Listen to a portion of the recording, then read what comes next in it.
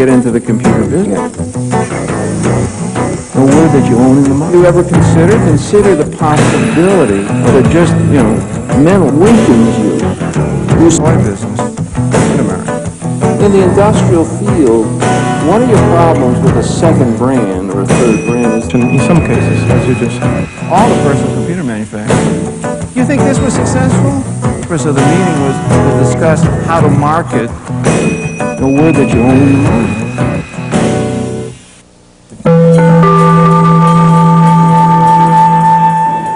I'm Ries, and I'm a marketing consultant from New York.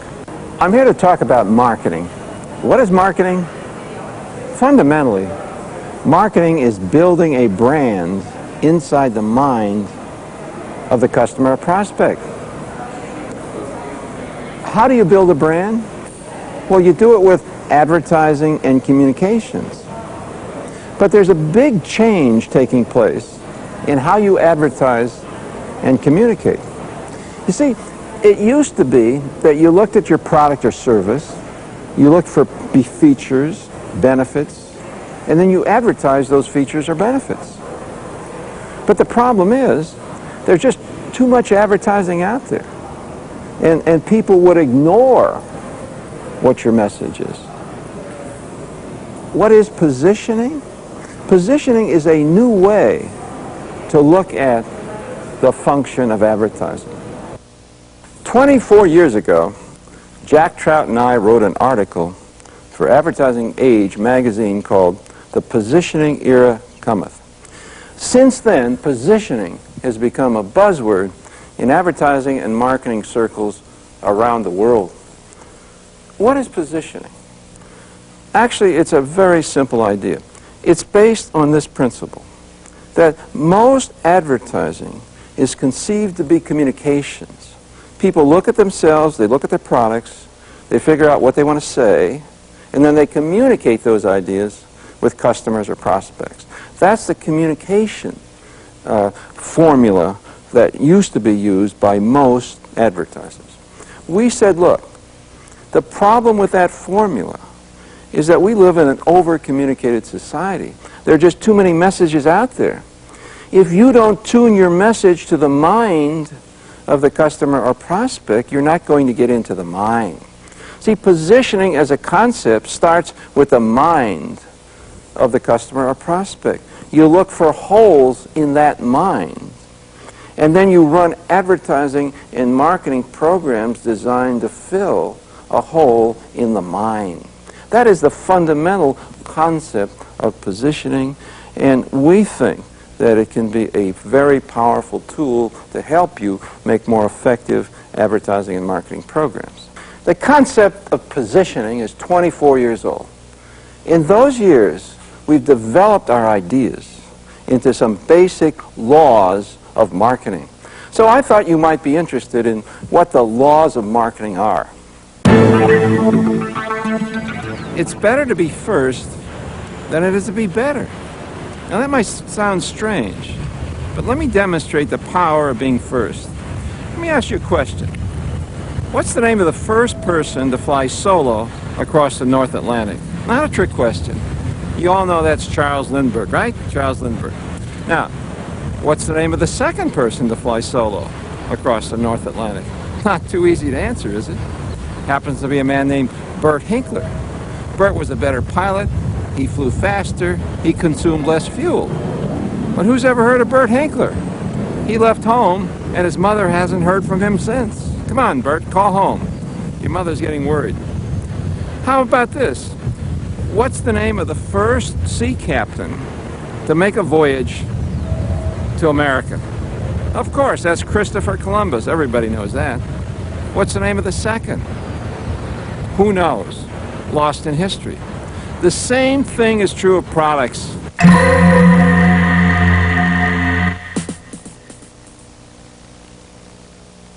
What's the largest cola? Coca-Cola. What's the first rent-a-car service? Hertz. What's the largest rent-a-car service? Hertz. What's the first tissue? Kleenex. What's the largest tissue? Kleenex. You see, the leader, the largest selling brand in virtually every category is Charles Lindbergh, the first. It's better to be first than it is to be better. What's the name of the first college founded in America? You're probably thinking there are 2,500 colleges and universities in America. How would I know who's first? But you do. You see, all you have to do is ask yourself, who's the most famous? And of course, you have to admit, it's Harvard. Harvard was the first college founded in America. What's the name of the second? It's not Bert Hinkler University, no. It's William and Mary. Nice place, but not exactly in the same category as Harvard. What's the name of the first champagne? Dom Perignon. Dom Perignon is the Harvard of champagne. If you want to be a leader, if you want to be rich and famous and successful, it's better to be first than it is to be better. That's the law of leadership. Let's ask another question. What's the name of the third person to fly the Atlantic Ocean solo? You're probably thinking, if I didn't know the name of the second, how am I going to know the name of the third? But of course you do, because the third person was Amelia Earhart. Oh, now, is Amelia known as the third person to fly the Atlantic Ocean solo? No. She's known as the first woman to do it. Now you know one of the most important laws of marketing. If you can't be first, then you set up a new category you can be first in. Let's talk about a few examples of how you set up a new category. Take beer, for example. Heineken's was the first high-priced imported beer. They were first in the category. So what did the people at Anheuser-Busch do? They set up the first high-priced domestic beer, a brand called Michelob. And today Michelob outsells Heineken's 2-to-1 in the United States. The first light beer in America was Miller Lite. And so what is the leading light beer? It's Miller Lite. Now, it took an importer 5 years to say, hey, if there's a market for a domestic light beer, maybe there's a market for imported light beer. And they introduced Amstel Light, the first imported light beer. And of course, it's the #1 brand of imported light beer. Now, not just beer and cola, but think about computers. The first computer was IBM. And 7 major American companies went head-to-head with IBM, trying to make a better computer. Most of them lost hundreds of millions of dollars. One company, the Digital Equipment Corporation, thought like Amelia Earhart. They introduced the first mini computer. And Digital became a $14 billion company, the second largest computer company in the world. And then a company called Tandem invented the fault-tolerant computer. And Tandem became a $2 billion company. And then a company called Stratus invented the fault-tolerant mini computer. And Stratus became a $500 million company. And then, of course, there's Cray. Cray introduced the first supercomputer. And Cray became a $1 billion company. Now, think about this. Cray could have said, we have a more powerful mainframe. But if they did that, people would have thought, well, IBM makes mainframes. They're going to make a more powerful mainframe any day now. I'll wait for IBM. It's very important to set up the category supercomputer.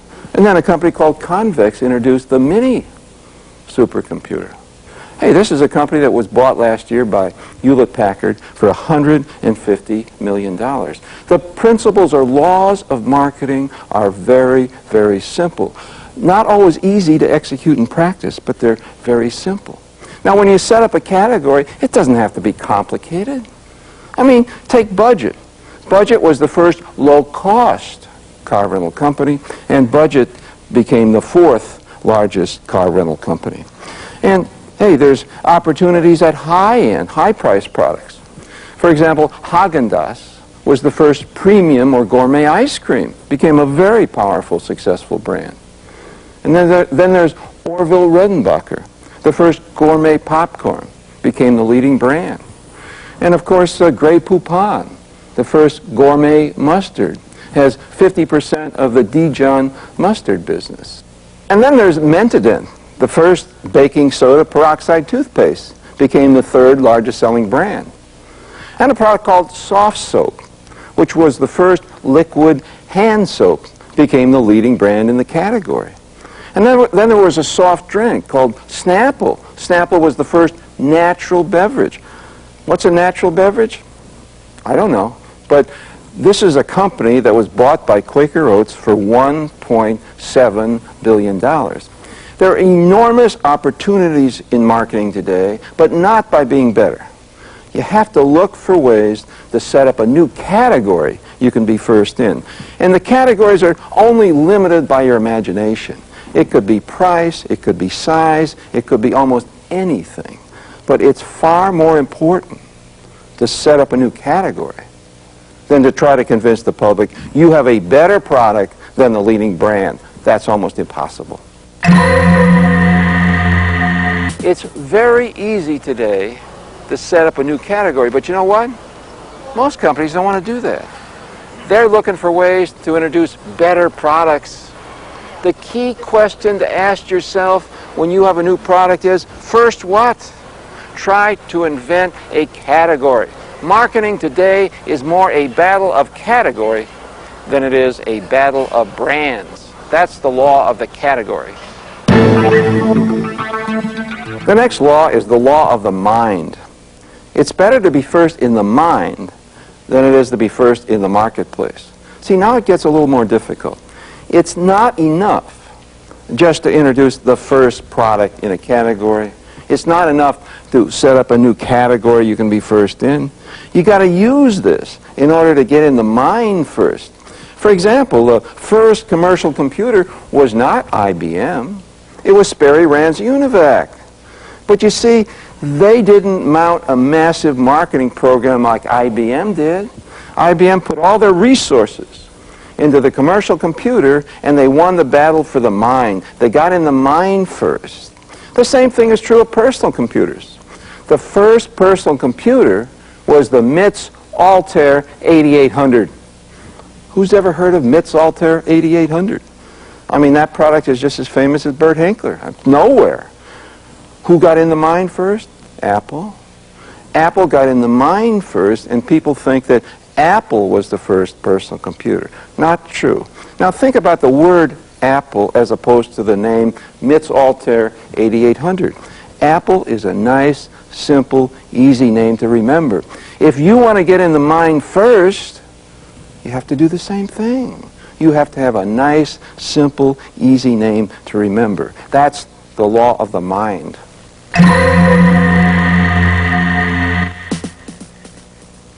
Now, there's a lesson here. It's not necessary to invent everything.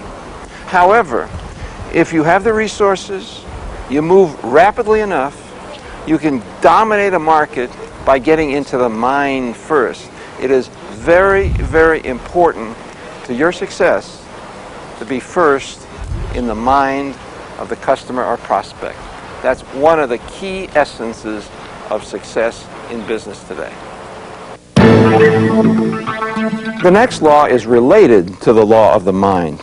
It's the law of perception. Marketing is not a battle of products. It's a battle of perceptions inside the mind of the customer or prospect. Let me give you an example. Take automobiles. Most people think when you sell an automobile, it's horsepower, styling, and whatever. Not necessarily true. You have to think about the perceptions of the car inside the mind. Take an example, the Japanese imported cars in America. Now, in the United States, the largest selling Japanese imported car is Honda. Number 2 is Toyota. Number 3 is Nissan. Now, in Japan, they sell exactly the same cars. You would think, would you not, if marketing were a battle of products, that the sales order in Japan would be at least similar to the sales order in the United States, but it's not. In Japan, Toyota is number 1, and Honda is number 3. In Japan, Toyota outsells Honda more than 4-1. The cars are the same, but the minds are different.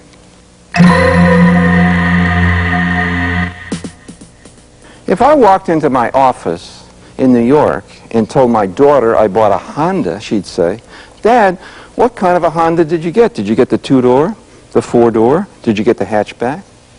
If I lived in Tokyo and walked into the office and told my associates, I bought a Honda, they would say to me, Al, what kind of a motorcycle did you buy? Because you see, in Japan, when you say Honda, you think motorcycle. So why would you buy an automobile from a motorcycle company? That doesn't fit the perception of Honda in the mind. Take another example, Coca-Cola. As you may know, a number of years ago, Coke introduced a better tasting product called New Coke. How do we know it was better tasting? Because the Coca-Cola company did 200,000 taste tests, and they proved that New Coke tastes better than Pepsi, and Pepsi tastes better than the original formula, now called Coca-Cola Classic. So what is winning the battle? Is it the best tasting cola? No. New Coke, the best tasting cola, is number 3 in sales. And the regular Coca-Cola, the old formula, now called Coca-Cola Classic, is number 1 in sales. Why is that? Well, think about it. The can says New Coke. People look at that and say, they changed the formula. I'm not going to like the taste of that. So you taste it and say, I don't like the taste. The mind tells the mouth what something ought to taste like. Perception is critical in marketing. It's perception. You have to match what's in the mind if you want to be successful. Take another example. Volkswagen. Volkswagen came into the U.S. market with a small, ugly, but reliable car called the Volkswagen Beetle. It quickly became the best-selling imported car in America. 1 year, it had 67% of the imported car market. So what did Volkswagen do? They came out with a full line of good-looking cars. People looked at those cars and said, they're not Volkswagens. So today, Volkswagen's share of the imported car market is just 4%, in spite of the fact they have a full line of 8 good-looking cars. Now, Volkswagen, as you may know, has been showing a new car called Concept 1 in automobile shows around the world. People look at that car, small, ugly, reliable, and say, that's a Volkswagen. I think that car is going to be a big seller. It matches what's in the mind of the customer. That's the law of perception. The next law is the law of focus. The most powerful concept in marketing is owning a word, just a simple word, in the prospect's mind. Take an example. Emery Air Freight was the first and largest air cargo carrier in America. What did Emery Air Freight offer? Everything. Anything you wanted to ship.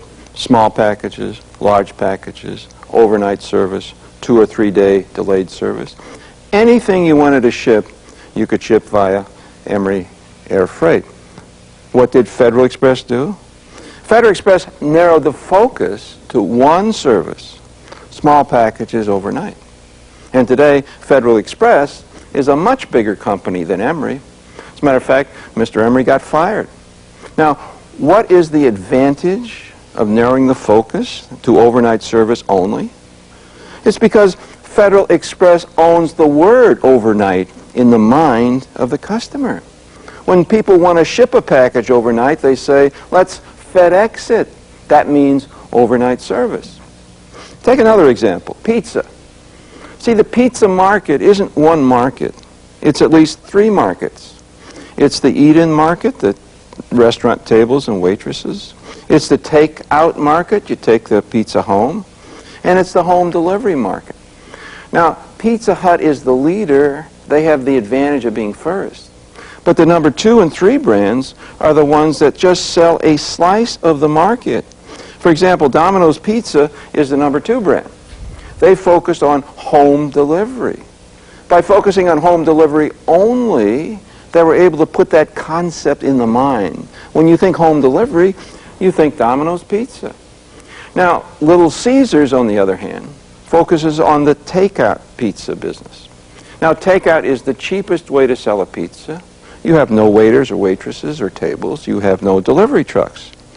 So their focus is 2 pizzas for the price of 1. Or as they say in their advertising, pizza, pizza. They spend $50 million saying, pizza, pizza, pizza, pizza. Believe me, after 2 weeks or so, that idea is firmly embedded in the mind. If you want 2 pizzas for the price of 1, you got to go to Little Caesars. That same principle applies to whatever you sell. For example, BMW became the largest selling luxury German car, outsells Mercedes by focusing on one word, driving, the ultimate driving machine. And Volvo became the largest selling European imported car in the U.S. market by focusing on safety. Of course, it helps that a Volvo kind of looks like a tank. I mean, it looks safe. A Ferrari looks dangerous just parked at the curb. That's why Volvo can run an ad comparing themselves to a tank. The execution is different, but the concept is basically the same. And take spaghetti sauce. The leading brand of spaghetti sauce is Ragu. Ragu comes in 6 different varieties. Used to have 51% of the market, no more. Ragu's market share today is 37% of the market. Why? Because they were attacked by a spaghetti sauce called Prego with 1 variety, just 1. But you see, Prego says thick. We're thick. And Prego has 27% of the market with 1 variety. The most powerful concept in marketing today is owning a word in the mind. Federal Express owns overnight. Domino's owns home delivery. Little Caesars owns takeout. BMW owns driving.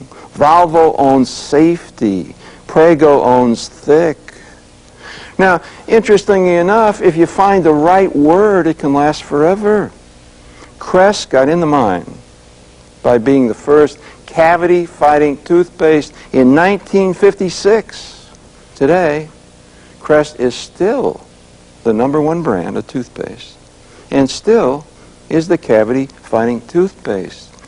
Owning a word in the mind is one of the most powerful ways to build a successful marketing program. That's the law of focus.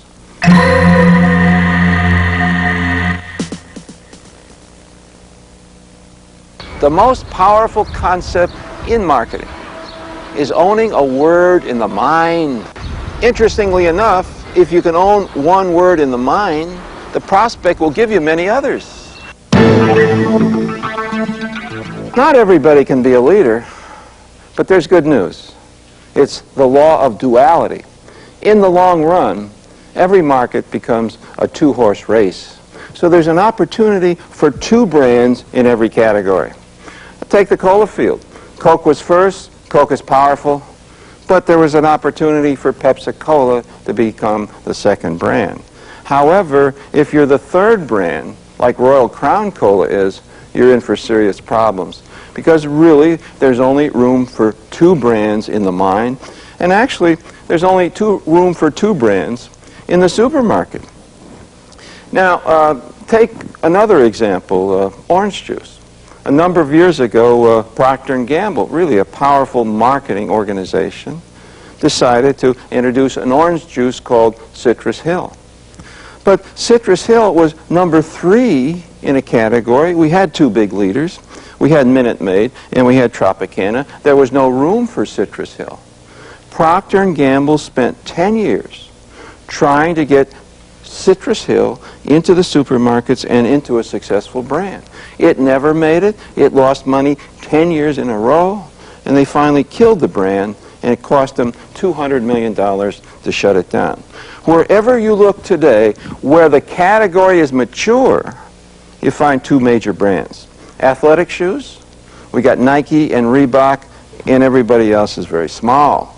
In airplanes, worldwide, we have 2 brands, Boeing and Airbus. And McDonnell Douglas, the 3rd largest maker of airplanes, is in trouble. Wherever you look today, you find the same phenomenon.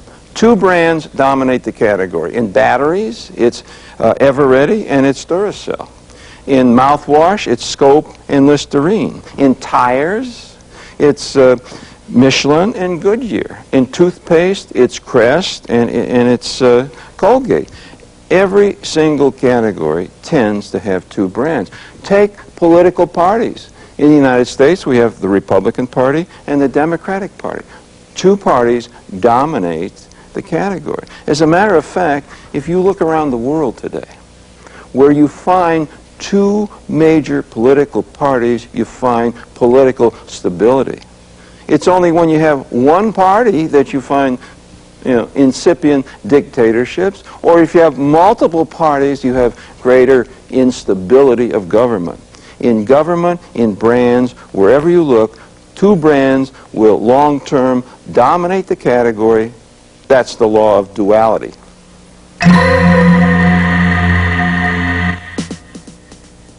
Now that we know that there's always room for two brands in a market, the question is, how do you become a strong number two? Since we talked about the law of duality, you might be interested in how you get to be number two if you weren't the leader. Well, that is the law of the opposite. If you're shooting for second place, your strategy is determined by the leader. You have to do the opposite of what the leader does. You know, there's a philosophy here. In strength, there is weakness. Take the dinosaur. The dinosaur is the most powerful animal that ever walked the earth. But what is the weakness if you happen to weigh 20 tons? You know what the weakness is? You have to eat 2 tons of cereal for breakfast just to maintain your weight. Now, some scientists think that when an asteroid hit the Yucatan and kind of blocked out the sun for a couple 100,000 years, these poor guys never got enough to eat and they died out. So there is always weakness inherent in strength. Take the big, powerful Kodosaurus. It's what I like to call Kodak. They have 85% of the amateur photographic film business in America. 85%. Now, we were asked to develop a program for 3M, which is the leading manufacturer of private label photographic film, but they wanted to launch a brand. So here's what we said. Look, where is Kodak strong? Everywhere. Anywhere you go in the world today, you can buy Kodak film. Now, what is the weakness inherent in that universal availability? Well, the weakness is that, they manufacture film like you make bananas, that you pick them green and they ripen on the shelf. That film ripens on the shelf. That's not the way they sell professional film. They sell professional film refrigerated, so it's ready to use. It's mature, ready to go. So we suggested to 3M that they launch a brand of amateur photographic film called True Color. It's the first refrigerated film. Now, you can't sell that everywhere. But we said, well, that's okay. Sell it in the supermarket in a 6-pack. And tell the customers to take the 6-pack home and put it in the refrigerator, and it's ready to go. That didn't fly at 3M, but I think that's still a very good idea for somebody who wants to be number 2 in the photographic film business. Take another example that did fly. We were working for a bank in the state of New Jersey called United Jersey. Now, United Jersey competes with the big banks. Banks like Citibank and Chase Manhattan Bank. Where's a big bank strong? A big bank is strong because they got a lot of money, they got a lot of people, they're very big, they got a lot of resources. What is the inherent weakness if you're big? Well, big institutions are slow. So we said to United Jersey, you're the fast-moving bank. I'll never forget, the chief executive said, I'm sorry, Al. Our bank is no faster than Citibank. We're no faster than Chase. And we said, that's okay. If you're shooting for second place, your strategy is determined by the leader. Therefore, you got to change the bank.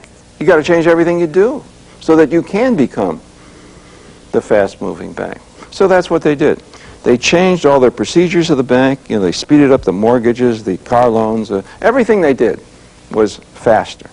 And then they launched a program calling themselves the Fast-Moving Bank. And income rapidly doubled in 3 years.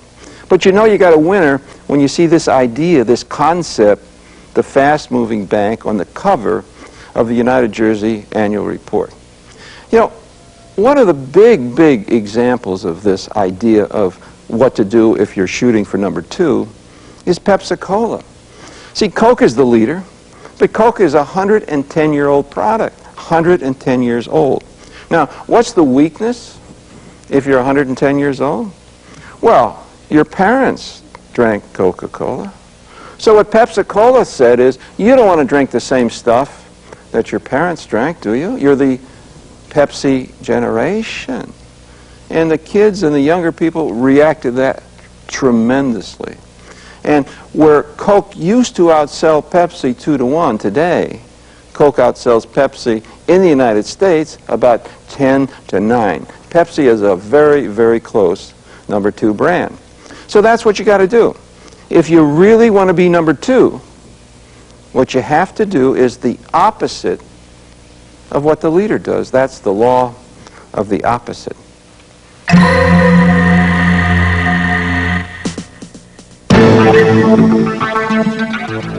The next law is the law of line extension.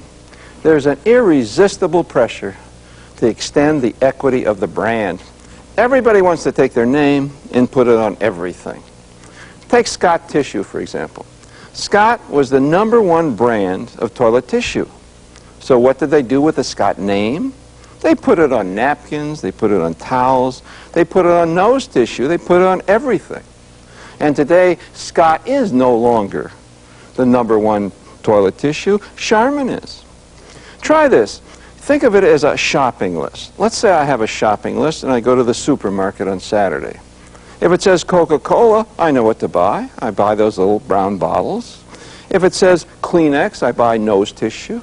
If it says Charmin, I buy toilet tissue. But what do I buy if it says Scott? And what part of the body do I use it on when I get it home? Scott is well known, but Scott doesn't stand for anything. When you put your name on everything, your name loses its power. And yet, most companies today do that. They try to think of all the crazy things they can put their name on. Bic pantyhose? I mean, Bic is a lighter. Bic is a pen. So they put their name on pantyhose? The bottom fell out of this market in a big hurry. And then there's Pierre Cardin wine. Pierre Cardin wine? Pierre Cardin is a designer. I mean, I took this bottle of wine, I opened the bottle, I gave my wife a glass, she tastes it and she says, well, it tastes all right, but it smells a little sweet. Of course it's going to smell sweet. It says Pierre Cardin. Naturally, Pierre himself smells a little sweet. And would you believe Coors? Coors is a beer. Coors came out with a water called Coors Water. What do you figure? They wash the beer barrels and bottle the wash water? That doesn't make any sense. My favorite is Adidas cologne. Adidas is an athletic shoe. What do you suppose? They take those old athletic shoes and they squeeze the juice out of them to get Adidas cologne? And how about Chanel for men? Chanel is a perfume for women. Why would real men want to wear Chanel? And let me give you a specific example. 7-Up. 7-Up became the 3rd largest selling soft drink in America with 5.6% of the market. Not good enough. They wanted to increase their share. So they came out with Cherry 7-Up and 7-Up Gold. And then just to make sure that you can't exactly remember what to drink, they have the diet versions of those 3 products. So today, 7-Up's market share is 3.9% of the market. Does that make sense? Not to me. I mean, you go in a restaurant and say, give me a 7-Up, and the waitress says, would you like a regular 7-Up or a cherry 7-Up? Oh, I think I'll try a cherry 7-Up today. Would you like a regular cherry 7-Up or a diet cherry 7-Up? The heck with it. Give me a Coke. Would you like a regular Coke or a diet Coke? It is beginning to be hard to order anything today because manufacturers take their name and they put it on everything. Now, let's take an example that people consider to be a real success, Diet Coke. Everybody says this is a tremendously successful product. It's the product of the decade. Well, there is a lot of Diet Coke sold, but you may not remember that the day Diet Coke was introduced, the Coca-Cola company had a Diet Cola. It was called Tab. And you know what? Tab was a big seller. Tab outsold Diet Pepsi by 32%. Now the market took off. The market exploded. But today, Diet Coke outsells Diet Pepsi by just 29%. You could argue that Tab is a better name than Diet Coke. Now another problem. You know, sometimes you're successful with line extension. Sometimes you're successful putting your name on a new product. Like, for example, Heinz was #1 in pickles. So they put their Heinz name on ketchup, and Heinz ketchup became the #1 brand of ketchup. But you know what? They lost their pickle leadership to Vlasic. Today, Vlasic is the #1 brand of pickle, 29% of the market, and Heinz used to be the leader with just 4% of the market.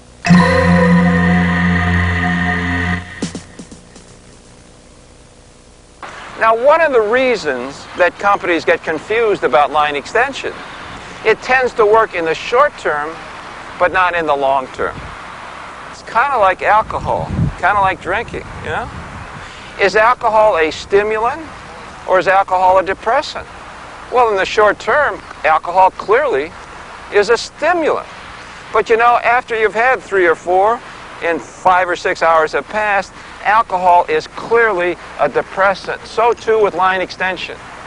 In the short term, line extension can stimulate sales. But in the long term, line extension usually depresses sales. That's the law of line extension. You know what the most difficult job in marketing is? It's getting in the mind of the customer or prospect. But there is a law that can make that job easier. It's the law of candor. When you admit the negative, the reader will give you the positive.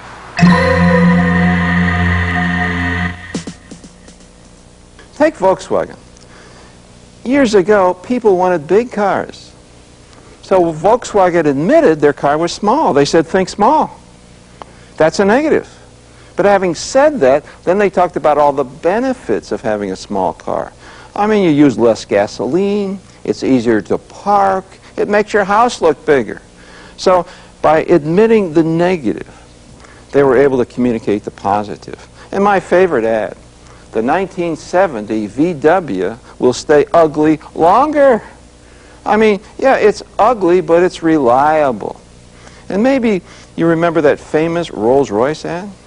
At 60 miles an hour, the loudest sound in this new Rolls-Royce is the electric clock. They're talking about the clock being noisy. You know, after they ran that ad, the engineers said, let's fix the clock. No, don't fix the clock. I mean, having a noisy clock makes people think the car is quiet, and people think a quiet car is a quality car.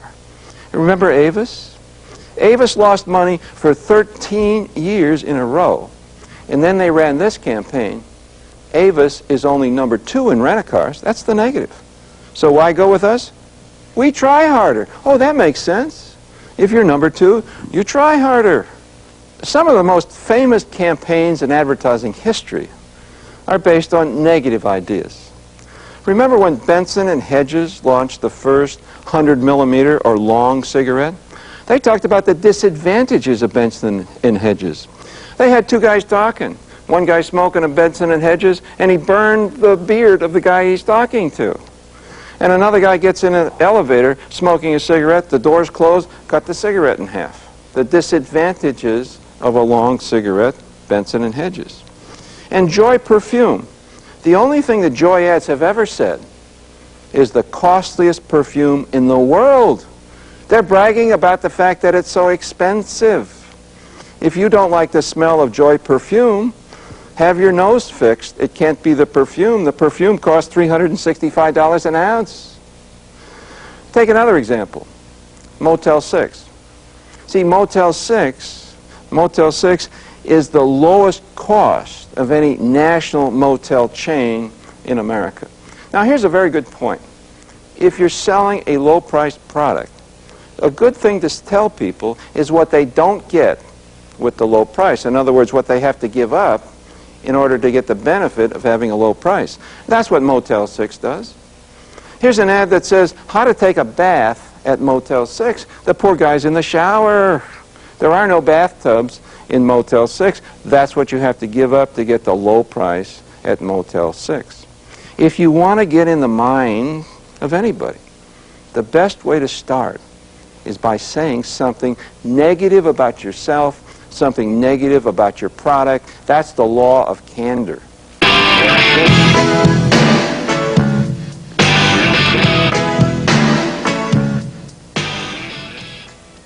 Well, there's a mistake here about line extensions. The thing that causes your problem is not the line extension per se. It's advertising and communicating that line extension and confusing the mind of the customer or prospect. The first thing a company should do is to focus their advertising on a single product or service. It's not so important exactly what they manufacture and sell. The most important thing here is the advertising. If you focus your advertising on a single product, even though you have, let's say, a relatively broad line, you still have a focused approach. Well, nothing in business can you ever know exactly. It's always a guess. It's always your good judgment. For example, Lotus. Lotus got started in spreadsheets. But the spreadsheet business is kind of a commodity. It doesn't have much expansion. Everybody that has it or needs a spreadsheet has a spreadsheet. So Lotus decided to change their focus, and they focused on groupware. Very successful focus. They were first in a new category. They created that new category, groupware, with a product called Notes. They were so successful that IBM paid them $3.5 billion for that company. That's an enormous price. Well, you see, most advertising agencies believe in the power of creativity. What is creativity?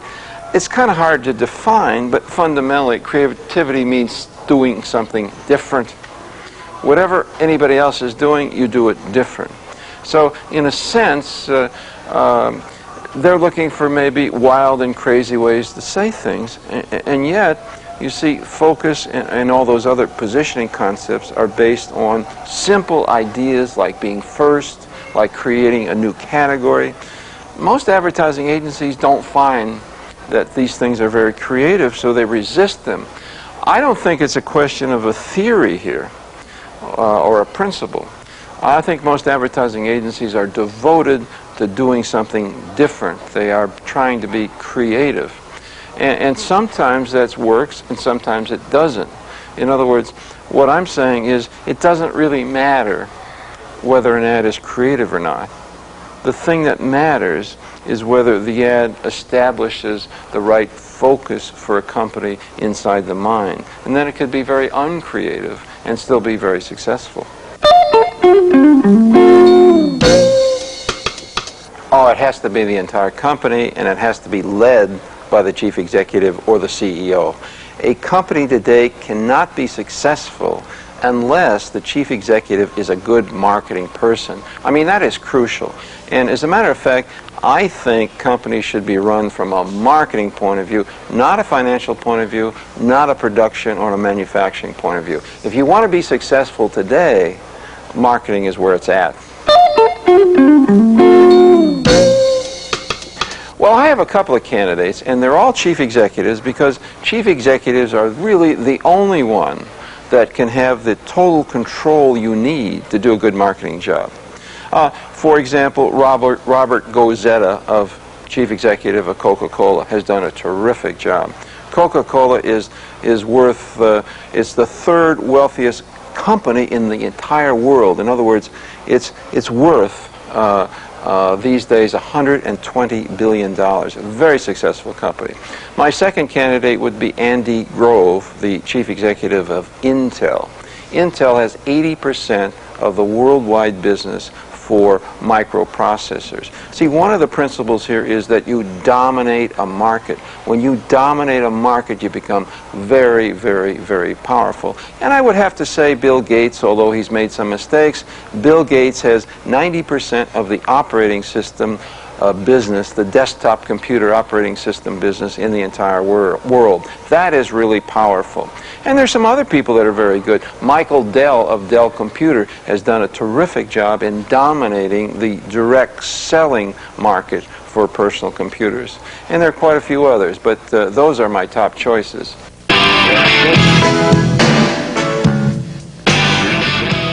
These are the laws of marketing. They're simple, they're basic, they're fundamental. They're really easy to understand. The problem is applying the laws to your specific situation. See, any real-life situation is complicated, a lot of things happening out there. It's difficult to see the forest for the trees. But I can assure you that if you study your situation long enough, you'll find that some things will become crystal clear. You'll be able to see your situation in terms of one of the laws of marketing. If you apply that law to your situation, if you diligently pursue the law of marketing, I guarantee you will be a big success, your company will be a big success. On the other hand, violate the laws of marketing, and you do so at your own risk. So long.